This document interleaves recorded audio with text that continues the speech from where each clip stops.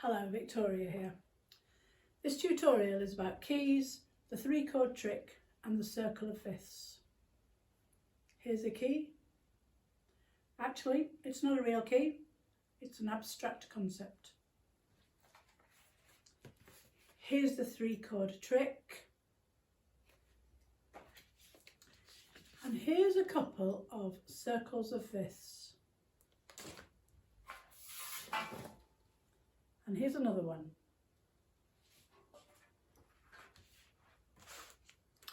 All of these things will help a student find the notes and the chords that they need in a given piece of music. For us pianists, the modern soprano pan is laid out as a circle of fifths and is a theory visual aid in itself.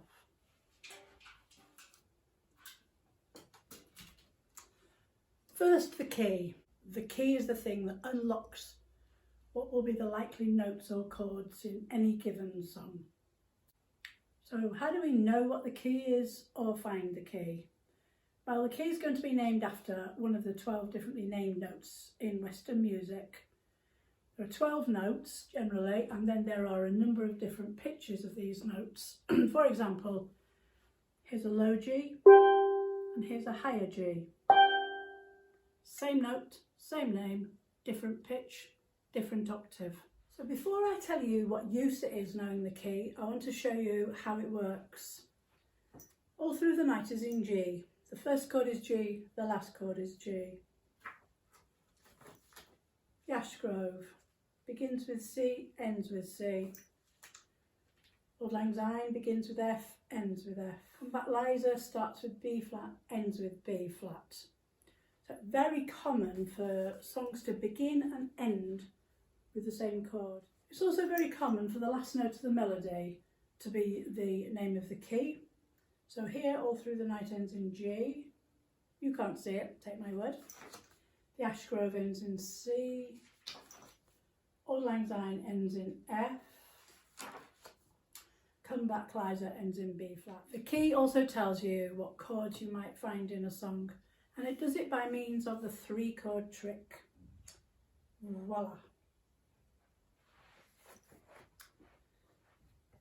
So, here's how it works. Take the scale of C, C, D, E, F, G, A, B, C, and stick a chord based on the first note of the scale, on the 4th note of the scale, and the 5th note of the scale.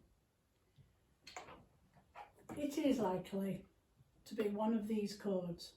So in the scale of C, it's likely you'll find C, F and G. This is the scale of C, C, D, E, F, G, A, B, C. And between them, these 3 chords also contain the scale of C. C, D, E, F, G, A, B, C.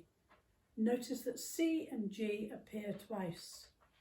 Exciting. You can also think of the 3-chord trick in the numbers. So it is 1, 4, 5. Whereas of course a chord is built up of 1, 3, 5.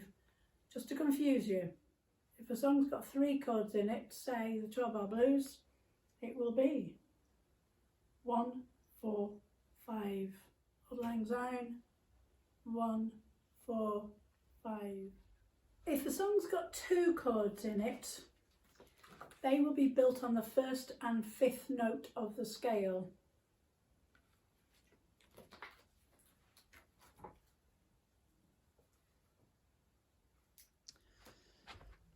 The other thing that a key does for you is tell you the likely notes in the melody.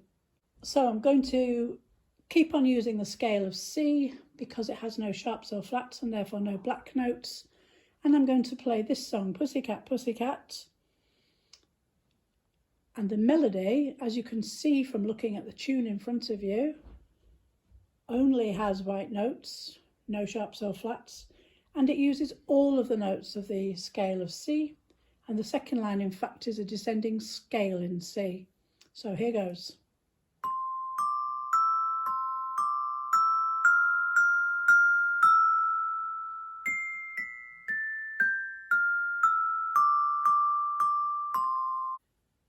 And a brief brief word about the circle of fifths. The circle of fifths can tell you a lot about musical theory, keys and chords, but I did say a brief word. And here it is, adjacent notes. You can easily find a chord by using adjacent notes. And here you can see they're colour-coded as well. C and G are in the chord of C, G and D, the chord of G, D and A, the chord of D, F and C, the chord of F. I am just going to show you the London design for a single second, which is almost a circle of fifths. So it's going C, G, D, A, E, B, F sharp, C sharp, then in for A flat and D flat and back out again, B flat and F. But it does mean that all notes will be adjacent in some way. And I'm just going to play you Pussycat, Pussycat using these adjacent notes, which seems to be quite appropriate since there seems to be a cat in this room.